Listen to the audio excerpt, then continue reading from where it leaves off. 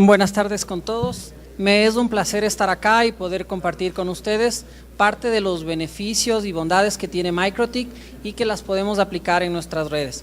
El tema que vamos a ver es criterios para la implementación de seguridad en una red y OSPF a través de una VPN. Mi nombre es Fernando Calderón, soy ingeniero en sistemas, tengo diplomados en telecomunicaciones, soy CEO de FiberNet Network Solutions, un ISP en Ecuador. Los certificados, tengo conocimientos a nivel de lo que es ruteo, control de tráfico, en Linux y en varias marcas más. Ahí están los contactos, en el caso de que alguien desee algún tipo de soporte, nosotros estamos calificados como consultores oficiales de MikroTik. Los objetivos de la presente charla son proporcionar seguridad a nuestra red a través de la implementación de un firewall sumamente generalizado, aplicar un protocolo de ruteo interno en la red y enlazarlo a través de un túnel PPTP y proveer los conocimientos bases para mejorar una red corporativa. Bueno, entonces manos a la obra. Los criterios para implementación de un firewall. Existen dos posturas que son las que se pueden aplicar a nivel de firewall. Una postura restrictiva donde se deniega todo excepto lo explícitamente aceptado, que es la más recomendable. Todo depende igual el caso, la arquitectura de la red y los objetivos que tenga la red. Y una postura permisiva en la cual permitimos todo el tráfico y excepto de lo explícitamente negado. La expectativa de un firewall. Acá podemos ver que todo el tráfico que llega a nuestra red va a ser filtrado, va a ingresar al router o en su defecto va a pasar el router. La realidad de la gran mayoría de firewalls es que ingresa absolutamente todo tipo de tráfico y de la misma manera al router y así a nuestros clientes. ¿Qué soluciones tenemos? Tenemos tres: cerrar todos los puertos del router, evitarnos problemas y contratar a alguien que realice ese soporte, o conocer las bases para el diseño de un firewall efectivo. Introducción. Para trabajar con el firewall debemos conocer dos cadenas que son las que vamos a emplear de manera más global, que son el input, que tiene relación con todo el tráfico que ingresa al router, visto desde el lado LAN o desde el lado WAN de la red, y el forward, que es todo el tráfico que va a atravesar nuestro router. El firewall que vamos a implementar se va a basar en estas dos cadenas. Previo a eso necesitamos nosotros tener el conocimiento de qué es un address list. Es una lista de direcciones IPs que asignamos a un host, generalmente agrupados en un criterio. Para la presente exposición vamos a crear dos address lists, dentro del cual vamos a tener, como podemos ver, uno que indica acceso router, donde tenemos las IPs de los hosts, y otro que dice conectado, que es del tráfico que va a circular por nuestra red, que va a circular el router. Vamos a ver ahora el control de la cadena input. En la parte 1, las reglas que vamos a implementar, en un inicio es un dropeo de todas las conexiones inválidas. Vamos a realizar después un límite a lo que es el protocolo ICMP en cuanto al tamaño, carga o peso del paquete.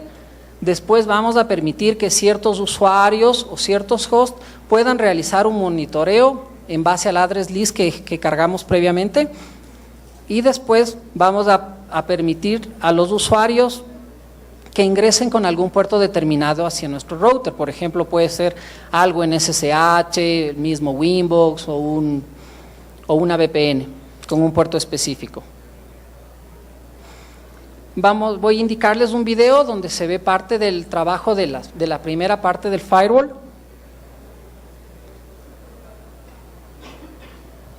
Listo.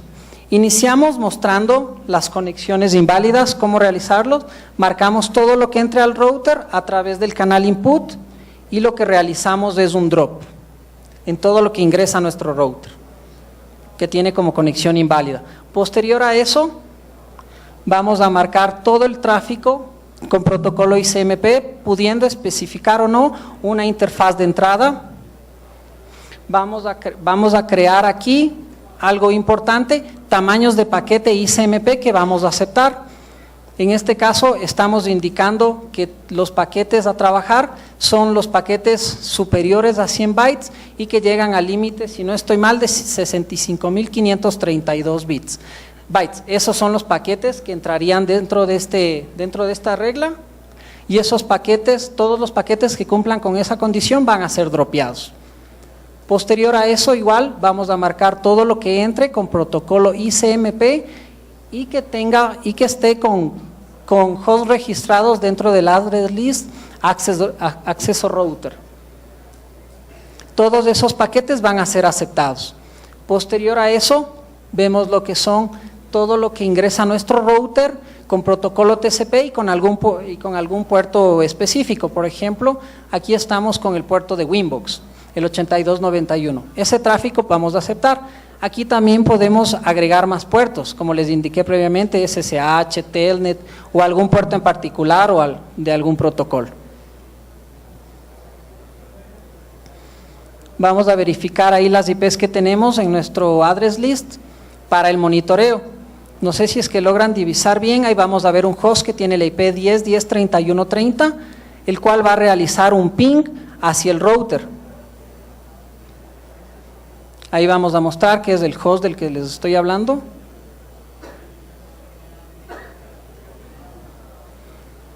Vamos a realizar un ping, vamos a dirigirnos al address list.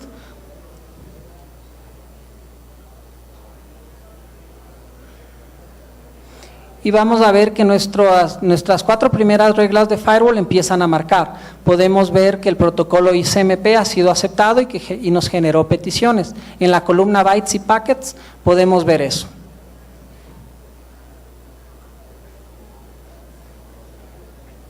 Correcto. Ahora lo que vamos a realizar, y como ven el límite ping me generó paquetes. Se mandaron paquetes superiores a 100 bytes, lo que puede generar ataques a nuestro router. Un ping, algo que se le conoce como el ping de la muerte, es aquel que envía demasiados paquetes y el router no puede responder. También fue activado y está trabajando con la regla. Ahora vamos a hacer un escaneo con la herramienta Torch para verificar el protocolo ICMP. Ahí vemos a una IP que está realizando peticiones, que es diferente a una de las que nosotros tenemos registrado en el address list y no genera conexiones, debido a que la regla está trabajando. De la misma manera, con esa IP se envió un ping con carga y tampoco respondió el equipo. Todas las reglas están siendo bloqueadas por el firewall.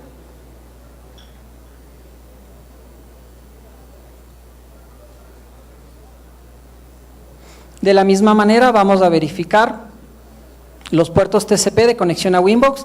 Aquí me muestra, por ejemplo, la IP con la que estábamos realizando el ping inicial, a 10.10.31.30, que genera tráfico. En la columna TX rate y RX rate vemos tráfico debido a que se encuentra establecida una sesión y al abrir Winbox igual generamos tráfico.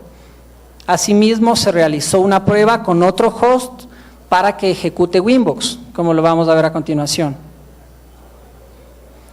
Ahí tenemos otra IP que no se encuentra registrada en el access list y que tampoco genera tráfico. De esta manera el router está asegurado y solo tenemos las conexiones de los equipos que nosotros permitimos. Adicional a esto, las reglas trabajan únicamente porque nosotros tenemos al final de todo nuestro input una regla general que dice input firewall finalizar, donde todo el tráfico que entre al router va a ser dropeado, va a ser denegado. Todas las reglas que están superior a esa regla y que aceptan son las únicas reglas que van a poder trabajar.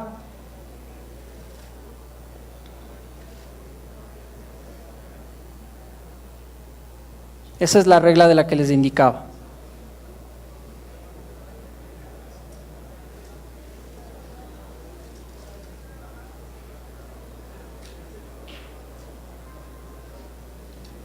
Ya, a continuación, las siguientes reglas que vamos a implementar son las reglas que nos van a permitir trabajar con el tráfico de nuestro router. En este caso, al ser un router que se encuentra entregando internet, algo que necesitamos hacer es aceptar las conexiones establecidas y relacionadas. Después aceptamos el puerto del IGP que estemos utilizando, que puede ser OSPF. Aceptaríamos del puerto 89, como está en la regla número 5. Si es que estamos igual utilizando un web proxy, es necesario aceptar y agregar el puerto. Algo muy importante, ahorita solo estábamos hablando del tráfico que está ingresando a nuestro router, pero si este es un router que se encuentra entregando internet, es necesario que aceptemos todas las peticiones DNS de nuestra LAN, de hosts que se encuentran registrados, para que nuestro equipo pueda resolver DNS y el cliente pueda navegar. En este caso lo que hacemos es aceptar todo protocolo UDP con puerto 53, que es el más usado para la resolución de DNS, y el puerto TCP53, que en algunos casos es empleado.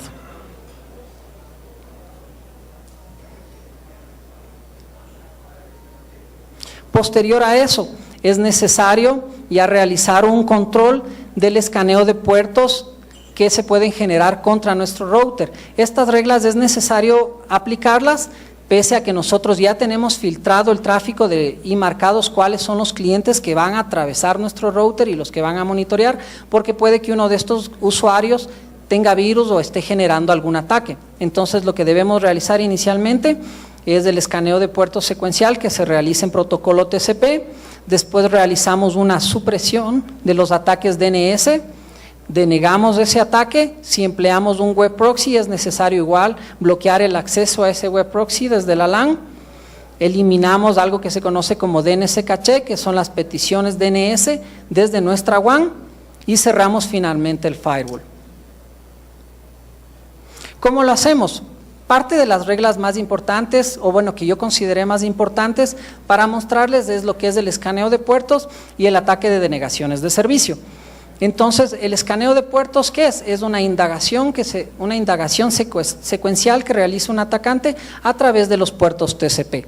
La manera de implementarlo es que todo lo que entre a nuestro router, con protocolo TCP, obviamente, nos vamos a la pestaña extra y ahí tenemos algo que indica PSD. Ahí lo que vamos a poner vamos a manejar 4 parámetros. El primero que indica weight threshold, que es el peso total de los paquetes UDP y TCP del host atacante. Posteriormente el delay threshold, que es el tiempo en que se realiza la secuencia del ataque. Y en load port tenemos 3, que es para trabajar con los puertos bajos, que van desde el 0 al 1023, y el high port weight, el peso de los paquetes altos, que van desde el 1024 al 65.535. Esto es necesario dropearlo. Continuando con eso, vamos a ver lo que corresponde a los ataques de denegación de servicio. El principal objetivo de estos ataques es el consumo de recursos de un equipo, tales como el procesador, el ancho de banda o su memoria, con los cuales los servicios que los hosts que están utilizando la red van a tener como resultado una denegación de servicio y sus peticiones no van a poder ser atendidas. La manera de ejecutar esta regla corresponde primero en la detección, donde realizamos en general, lo que ponemos es igual todo lo que entre a nuestro router. En extra escogemos el límite, el connection limit, donde dependiendo tal o cual red es necesario indagar en este parámetro. Aquí para el ejemplo estamos indicando que vamos a aceptar un límite de 25 conexiones con un netmask 32, que estaríamos indicando que vamos a soportar 25 conexiones por un host. ¿Qué vamos a hacer con los paquetes que cumplan esta regla? Vamos a agregarles a un address list. A ese address list le vamos a dar un nombre y vamos a darle un tiempo en el que va a estar marcado esta regla, que por ejemplo aquí se la puso un día. Ahorita lo único que hicimos es marcar. ¿Qué hacemos después? Lo que debemos es, contra ese address list que acabamos de marcar, activar la opción tarpid. ¿Por qué utilizamos tarpid en vez de drop? Si es que eliminamos nosotros la conexión, el host atacante puede reiniciar el ataque, porque la conexión fue cortada. Pero si es que nosotros usamos la opción tarpid, lo que hacemos es dejar esa conexión en suspenso, entonces la conexión no puede ser reiniciada. Y de esta manera nos evitamos nuevos intentos de ataques, por lo menos desde un host que ya fue marcado. Aquí vamos a ver un video donde vamos a simular un ataque a nuestro router. El video se basa con una herramienta donde realizamos un ataque. Aquí, por ejemplo, podemos observar que vamos a atacar a la IP de origen, a la 192.168.12.10, que es la IP que tiene el router. vamos a generar un ataque con 500 amenazas y 10 clientes. Vamos, en este momento están las reglas suspendidas. A ver, no, ahí están las reglas trabajando. No sé si es que podemos observar, tuvimos un tráfico, tenemos nuestro CPU en un 72%, tenemos hit en las reglas, eso que en las reglas del atacante, entonces vemos que hay tráfico que se está generando. Una vez que detenemos el ataque, vemos los recursos del CPU que empiezan a bajar considerablemente. Ahora vamos a activar las dos reglas y vamos a lanzar el mismo ataque. Vemos que nuestras reglas primero empiezan a trabajar. El uso del CPU se mantiene estable. De esa manera podemos mostrar que nuestro equipo ya no está recibiendo el ataque, el firewall empieza a trabajar. Ahora lo que vamos a hacer es detener el ataque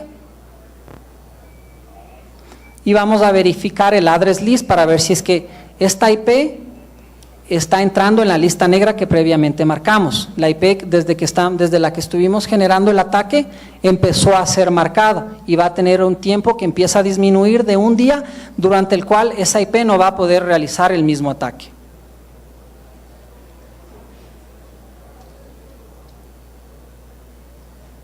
Eso fue en relación a todo lo que sería la cadena input, donde dropeamos conexiones, permitimos un ping, permitimos conexiones DNS de nuestros clientes y evitamos ciertos ataques de nuestros clientes, y es la manera más global de asegurar nuestro router a nivel de input. Ahora lo que vamos a ver es cómo controlar ahora nuestra cadena forward. Obvio que algo que debo dejar en claro es que las configuraciones que se están realizando están basadas en un router que supuestamente emite internet y que se asemejaría mucho a lo que es una red de un ISP, donde tenemos IPs habilitadas para navegación y controlamos los servicios y los accesos a nuestro equipo. A nivel de forward, ¿qué es con lo que debemos iniciar? Eliminando conexiones inválidas, aceptando conexiones establecidas y relacionadas, permitimos puertos que atraviesen nuestro router, aceptamos el tráfico con origen en clientes conectados y aceptamos también el tráfico de destino a clientes conectados. Algo importante o que de pronto puede saltar a la vista es por qué aceptamos tráfico de origen y tráfico de destino. Muchas veces se pueden realizar cortes a usuarios, esto les indico cuando lo realizan de manera manual, donde uno suspende la navegación de todo el tráfico que entra, pero si el cliente tiene cámaras, muchas de las veces ese tráfico logra pasar desde afuera y se pueden visualizar, pese a que porque ahí tendríamos una subida de la información, más no una descarga. Por eso es importante tener en cuenta en el caso de que se realice un control sencillo de lo que es de la seguridad de nuestro router. En el ejemplo podemos ver que como puertos que atraviesan el router, en la regla 18 estamos aceptando un puerto 3, 4, 5, 6, 7 que corresponde a unas cámaras. Continuemos. Como regla 6, ya aceptamos arriba el tráfico que nosotros necesitamos. Ahora lo que vamos a hacer es realizar un marcado de hosts que ingresen a la red, que de pronto si son a través de un router o a través de algún equipo que esté proveyendo DHCP, se conecten y reciban IPs. Y podrían de esta manera atravesar nuestro router y generar peticiones, pero si no están marcados en nuestro address list de permitidos no lo van a poder hacer. Entonces lo que hacemos es que marcamos todo el tráfico de clientes que atraviesa el router y que no cumpla con el address list, en este caso el que creamos primero de permitidos, van a ser marcados y vamos a poder nosotros después realizar una indagación, ya que conocemos la IP del host que se está conectando. Posterior a eso también hacemos un drop del tráfico de los clientes que no se encuentran permitidos. Eliminamos algo importante, lo que es la generación de spam, donde bloqueamos el puerto TCP25. Aquí debemos tener muy en cuenta que si nosotros tenemos de pronto un servidor de correo o algo en nuestra red, debemos excluir a este equipo de esta regla o controlar la cantidad de peticiones que esta genere. Finalmente lo que realizamos es una regla general para cerrar el forward, que es la que nos aseguraría que todo lo que nosotros no marquemos o permitamos no pase por nuestro router.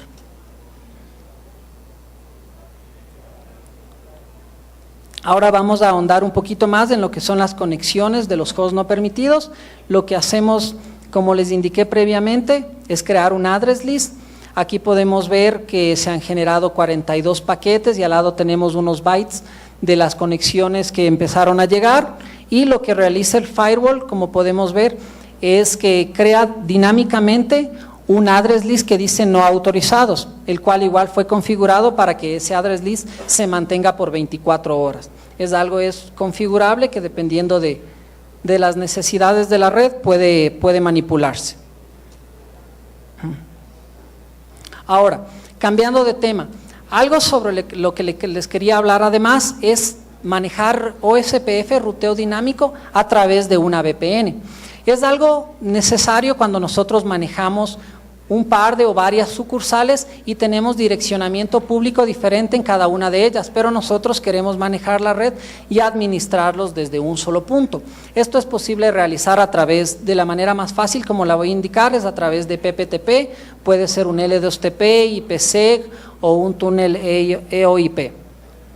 Lo que necesitamos inicialmente para realizar esto es levantar el túnel PPTP entre los dos nodos o los varios nodos a comunicarse.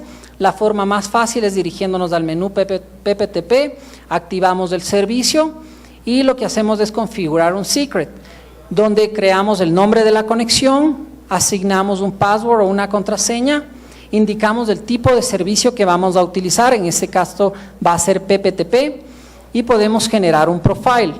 El profile, ¿para qué nos sirve?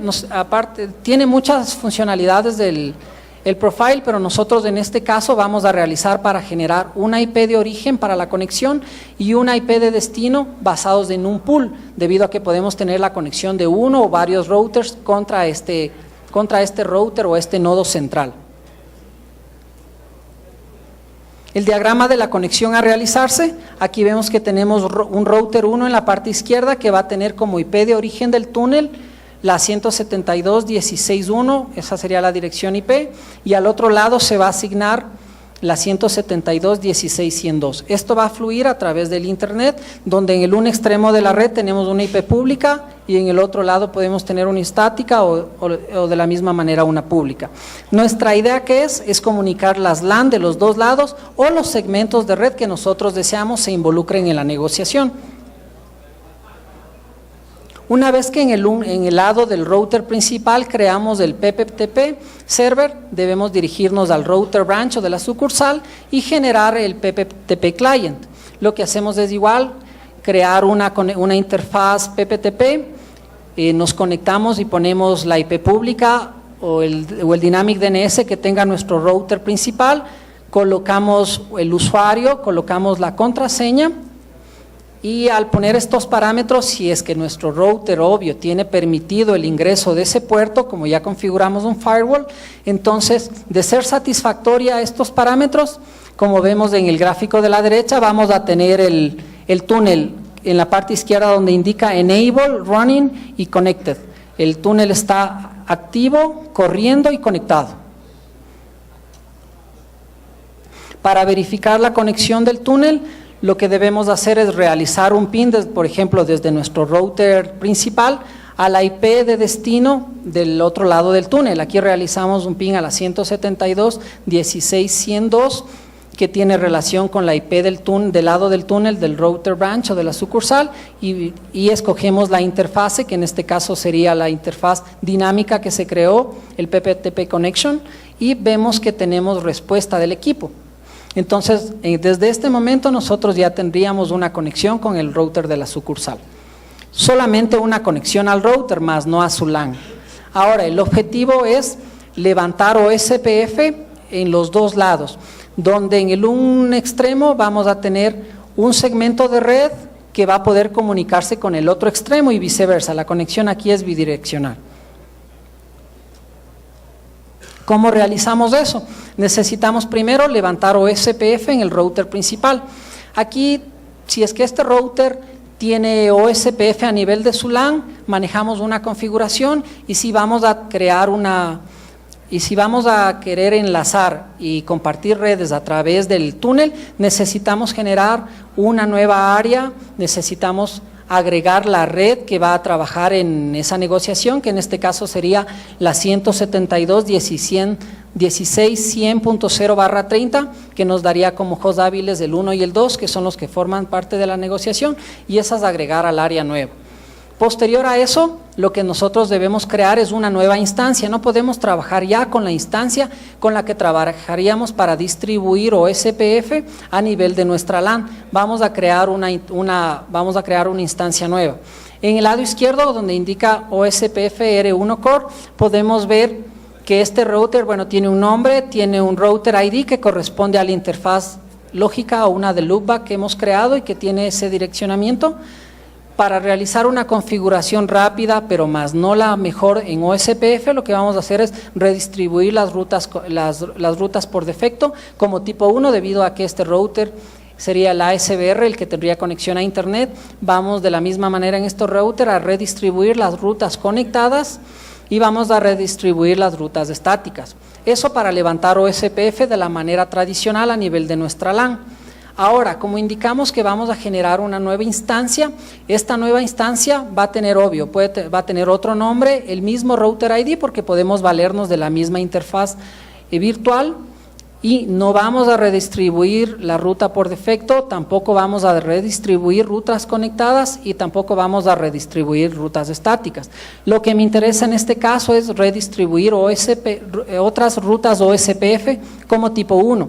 ¿Por qué? Porque me interesa que mi router comparta y pueda tener una conexión con la red que yo deseo a través de una nueva instancia. Cuando nosotros levantamos sobre la instancia en la cual tenemos configurado nuestra LAN, se generan muchos cortes o caídas a nivel de conexión entre las redes que se encuentran físicamente separadas.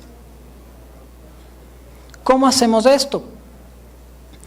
Una vez que configuramos las áreas, las redes y la instancia, el túnel PPTP y la redistribución de rutas por OSPF se va a realizar de una manera automática, salvo que nosotros tengamos un mejor criterio para utilizar de pronto otro tipo de red, cambiar el intervalo de los paquetes hello, el tiempo de vida del router o alguna autenticación, podemos realizarlo manualmente. Caso contrario, el túnel se levanta solo.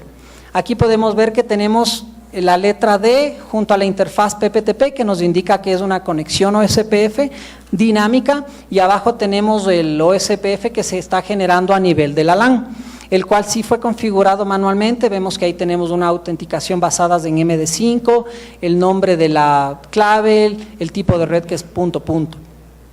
Y vemos las dos instancias, el uno que se llama enlace y el otro que se llama R1 Core, que tiene relación con la LAN.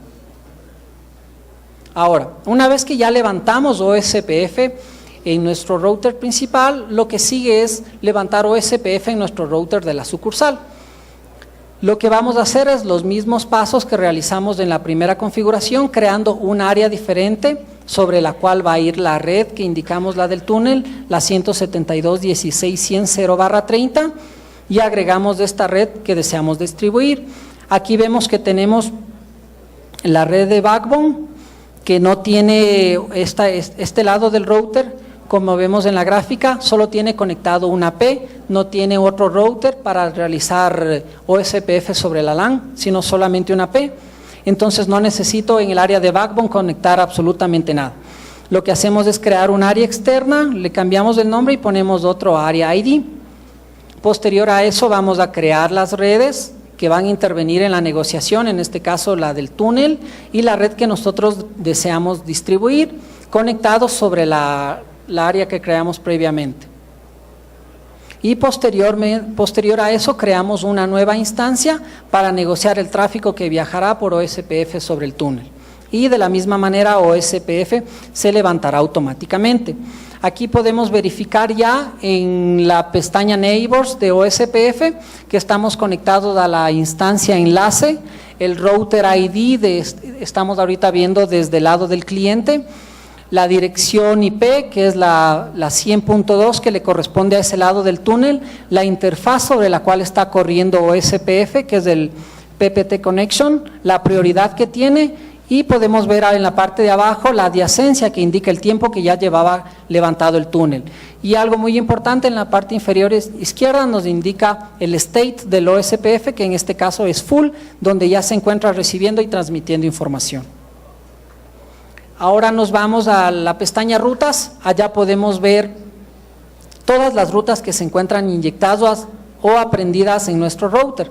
En este caso tenemos las rutas donde indica áreas, ahí tenemos las rutas que se han aprendido a través del área externa, que son la 10.200.12.0/24, el gateway de esa red y por qué interfase aprendió el equipo.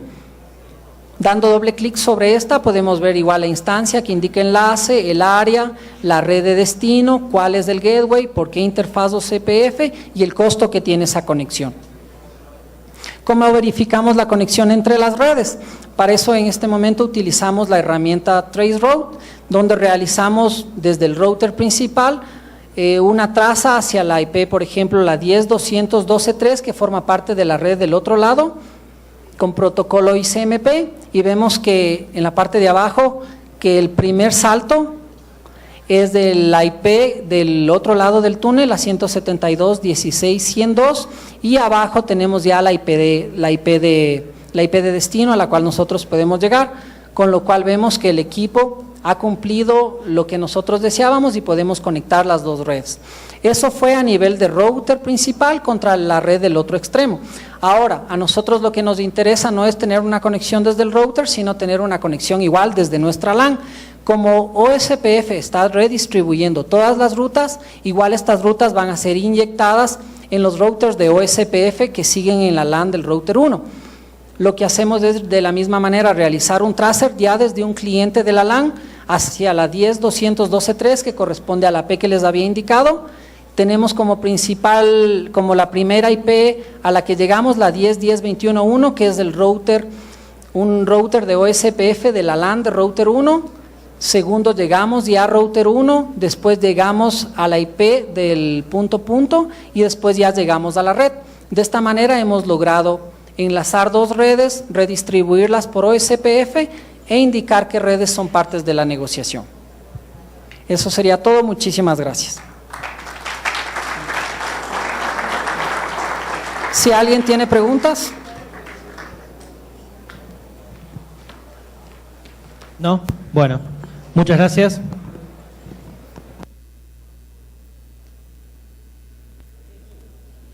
El próximo disertante, Freddy Alfonso Beltrán Miranda, nos va a hablar sobre IPv6 en MikroTik, caso práctico.